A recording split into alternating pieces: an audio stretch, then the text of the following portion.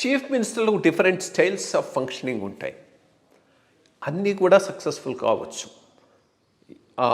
Depending upon the circumstances and the type of officers. For example మీరే అన్నారు, జలగం వెంగళరావు గారి పెద్ద అసెట్ ఏంటి అంటే మంచి ఆఫీసర్లను తీసుకొని వాళ్ళ మాట నమ్మి అడ్మినిస్ట్రేషన్ ముందుకు తీసుకుపోయినాడు.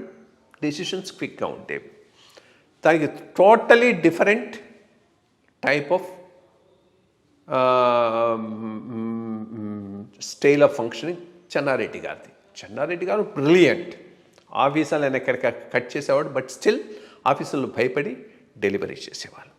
మూడోది చంద్రబాబు నాయుడు గారి స్టైల్ ఆఫ్ ఫంక్షనింగ్.